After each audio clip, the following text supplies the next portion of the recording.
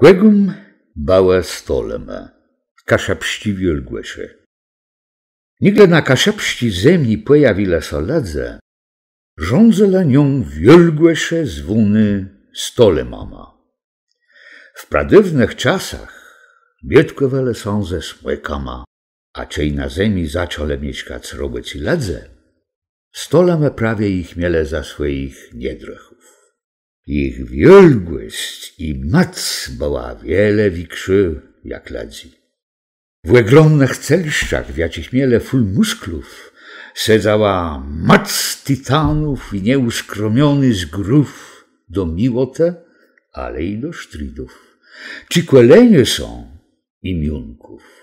Rzeszele są w pyrę, tworzące familie, i dbele łemyły stolemiątka. Istno jak ledze, miele rozmaiti charaktere.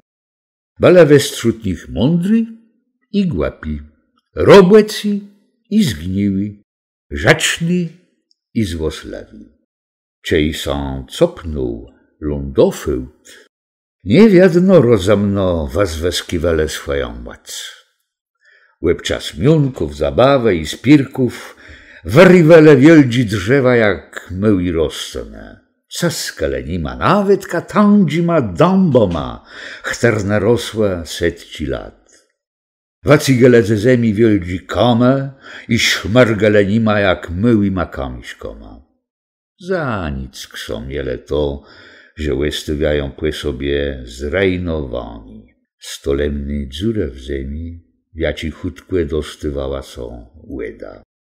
Tworząca syc jezór i żyków. Tej sej, żeby so skrodzać drogo robile damę, to je kamiany przędzenia przez jezora, sapale łestrowe, rozkłepiwele grząpe i usadziwele wądowe i dolezne. Czasem tworzele machtny łużme i górci. Wsządze łysty wiele szlachy swojej moce i nieuskromiony pierweczny nutere.